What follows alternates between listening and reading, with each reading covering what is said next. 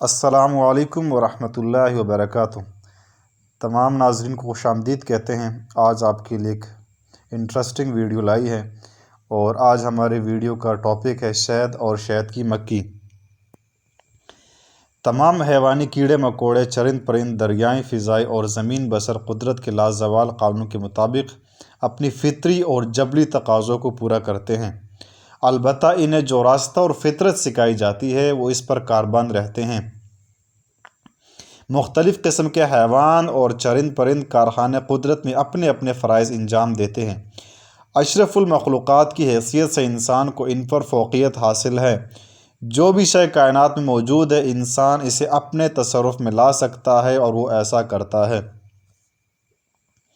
شہد کی مکھی وہ حیوانی کیڑا ہے جو تمام حیوانی کیڑوں پر فوقیت رکھتا ہے۔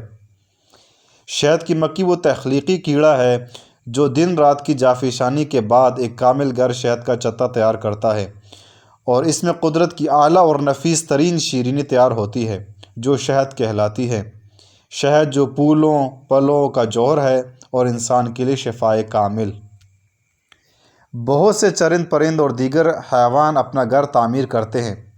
یہ ہر جاندار کا فطری اور ماحولی تقاضا ہے، لیکن جس عمدگی اور فنکاری سے شہد کی مکھی اپنا گھر بناتی ہے، اس پر جس قدر بھی داد دی جائے کم ہے۔ یہ گھر یعنی کہ چتا 6 پہلو تعمیر ہوتا ہے۔ فنکاری دیکھیے کہ تمام خانے اپنی بناوٹ اور ساخت کے لحاظ سے بالکل یکساں ہوتے ہیں۔ مرکزی حصہ ملکہ عالیہ کی رہائش گاہ ہوتا ہے، اس لیے زیادہ کشادہ، خوبصورت اور دلکش ہوتا ہے۔ جب شہد کی مکھی کا یہ محل تیار ہو جاتا ہے تو ملکہ مکھی بشرف نفیس ہر خانہ چتا میں بذات خود جھانک کر معائنہ کرتی ہے کہ مبادہ کارکن مکھیوں سے کوئی کوتاہی نہ رہ گئی ہو۔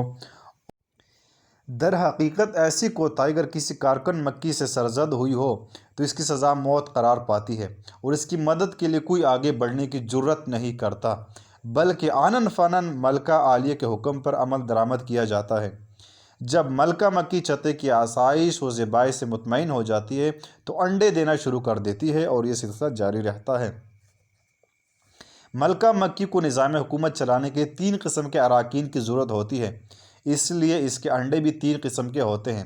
ان انڈوں کی تعداد بہت کم ہوتی ہے جن سے شہزادے اور شہزادیاں پیدا ہوتے ہیں۔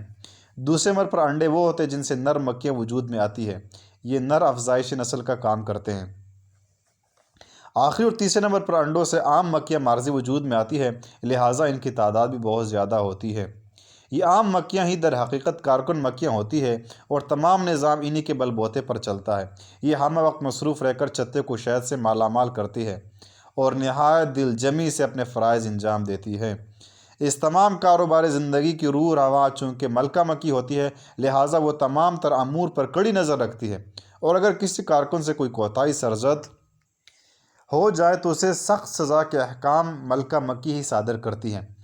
چتے یعنی ایوان شاہی میں نر مکھیوں کی تعداد تقریباً 2000 ہوتی ہے، اور اگر یہ تعداد زیادہ ہو جائے تو زائد نر مکھیوں کو چتے سے مار بھگا دیا جاتا ہے۔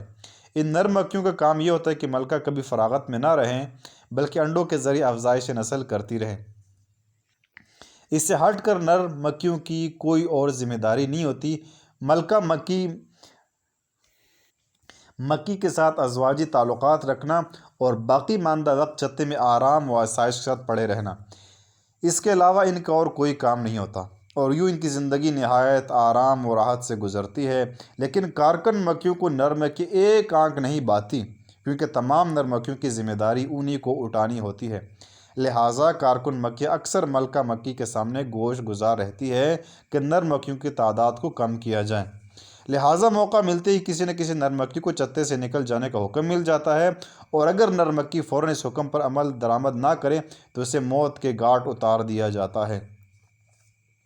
ایک ریاست میں عموماً ایک ہی ملکہ ہوتی ہے، لیکن بعض صورتوں میں کئی ملکائیں بھی ہو سکتی ہے، اور پھر یہ ہوتا ہے کہ ایک شہزادی اپنی 20,000 رعایا یعنی کارکن مکھیوں کے ساتھ کہیں اور نکل جاتی ہے اور اپنی ایک الگ ریاست قائم کر لیتی ہے، اور یوں بیک وقت کئی ریاستیں وجود میں آ جاتی ہیں۔ ملکہ مکھی ایک وقت میں 40,000 تک انڈے دے سکتی ہے۔ دایا مکھی انہیں اٹھا کر مختلف خانوں میں رکھتی ہے، اور تھوڑے دنوں میں جب انڈوں سے بچے نکل آتے ہیں تو یہ دایا مکھی ہی کا کام ہوتا ہے کہ انہیں خوراک مہیا کرے۔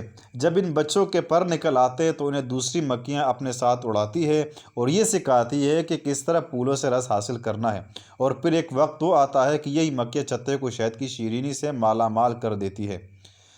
اگر ملکہ مکھی کسی ناگہانی حادثے کا شکار ہو جائے تو پوری ریاست میں غم کی لہر دوڑ جاتی ہے، ہر طرف انتشار اور بے چینی کی حالت نظر آتی ہے، اور اس کے بعد یہ ہوتا ہے کہ فوراً کسی شہزادی کو ملکے کی حیثیت دے دی جائے، تو اس لیے اس کی فوری طور پر تاج پوشی کر دی جاتی ہے۔ چتے کی ساخت کچھ اس قسم کی ہوتی ہے کہ اس پر سردی گرمی کا اثر مشکل سے ہوتا ہے۔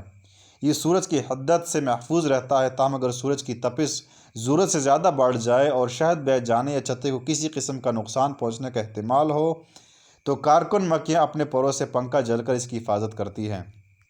مشاہدے سے یہ بات سامنے ہے کہ شہد کی مکھیاں براہ راست چتے کے خانوں میں شہد نہیں پہنچاتی، بلکہ چتے میں اس کے لیے ایک علیحدہ مقام ہوتا ہے جہاں دوسری نگران مکھیاں لائے گئے رس کا معائنہ کرتی ہے اور اس کے بعد اسے جمع کیا جاتا ہے۔ اگر کوئی کارکن مکھی کوتاہی کر بیٹھے کہ وہ غلطی سے درست رس نہ لائیں تو فوراً اس کے ٹکڑے ٹکڑے کر کے چتے سے باہر پھینک دیا جاتا ہے۔ ہم نے شہد کی مکھی کی فطرت کے بارے میں بڑی تفصیل سے بات کی، یہاں یہ ذکر کرنا بھی ضروری ہے کہ ایک عام مکھی اور شہد کی مکھی کی فطرت اور خصوصیات میں بنیادی طور پر بہت فرق ہے۔ ناظرین، وہ عام فرق کیا ہے؟ پہلی بات کہ عام مکھی فطری اور جبلی طور پر اس بات کی تمیز کی صلاحیت نہیں رکھتی کہ اس نے کس قسم کی خوراک حاصل کرنی ہے، وہ فقط اپنے پیٹ کے بھوک ختم کرنے کے لیے سرگردہ رہتی ہے، اس کے لیے گندگی کے ڈھیر اور مٹائی کے تال میں کوئی خاص فرق نہیں ہوتا۔ اس کے برعکس شہد کی مکھی ایک اعلیٰ نسل کا حیوانی کیڑا ہے جسے باری تعالیٰ نے بھی اپنے بارگاہ میں عزت و توقیر بخشی ہے۔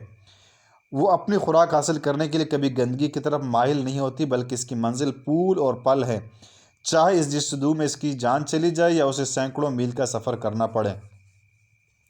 شہد کی مکھی ایک گلاب کے پھول سے تقریباً آدھا گرین رس حاصل کرتی ہے، اور کہا جاتا ہے کہ ایک شہد کی مکھی کو 1 گرام شہد اکٹھا کرنے کی غرض سے 5000 مرتبہ پھولوں کے گرد چکرانا پڑتا ہے۔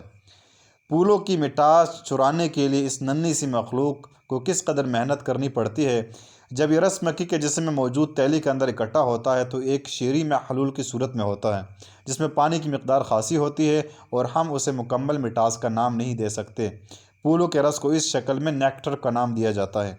پھولوں کا رس حاصل کرنے کے بعد مکھی کے جسم پہ موجود اسے ہضم کرنے والے محلول پھولوں کے اس رس کو کیمیائی عمل سے گزار دیتے ہیں، اور اب یہ ایک ایسی رطوبت میں تبدیل ہو جاتا ہے جو 2 قسم کے شکری اجزاء پر مشتمل ہوتا ہے، اور وہ 2 اجزاء کون سے؟ پھولوں کی شیرینی یعنی لیولوز اور انگوری شکری یعنی ڈیکٹروز۔ اب ناظرین آپ کو بتاتے کہ شہد کے کمالات کیا ہیں۔ تو شہد کے ویسے تو بے تحاشا کمالات ہیں، چند ایک ہم آپ کے گوش گزار کر دیتے ہیں۔ لہٰذا شہد گنے سے حاصل شدہ شکر یعنی چینی سے بہت مختلف غذائی اجزاء رکھتا ہے۔ اس میں موجود پھلوں کی شیرینی اور انگوری شیرینی کے خواص ایک اعلیٰ درجے کی مٹاس اور شفا یاب غذا کا درجہ رکھتے ہیں۔ یاد رکھیے کہ شہد بالکل شفاف سیاہ مادہ نہیں ہے، نہ ہی یہ بے حد گاڑھا ہوتا ہے، بلکہ قدرے شفاف بھورا یا سنہرا گاڑھا میٹھا محلول ہے۔ شہد کی خوشبو بے حد بلی اور خوشگوار ہوتی ہے۔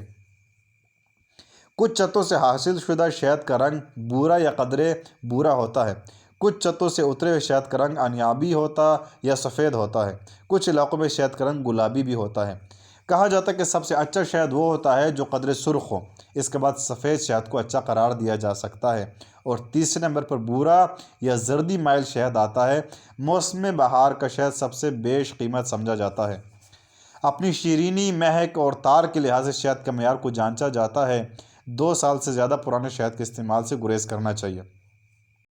سردی کی شدت سے شہد جم بھی سکتا ہے، اسے گرم کر کے پگھلانے میں کوئی مذائقہ نہیں، تاہم اسے براہ راست آگ دکھانے سے پرہیز کرنا چاہیے، بلکہ اسے غذائی اجزاء محفوظ رکھنے کے لیے اسے گرم پانی کی بھاپ سے بہتر طور پر پگھلایا جا سکتا ہے۔ کچھ لوگوں کا خیال ہے کہ شہد چونکہ گرم غذا ہے، اس مناسبت سے یہ گرم مزاج کے لوگوں کے لیے موقف نہیں ہو سکتا۔ اس کا جواب یہ کہ رسول کریم صلی اللہ علیہ وسلم شہد کو پانی میں ملا کر استعمال کرتے تھے اور یہ دوسروں کے لیے بھی تجویز فرماتے تھے۔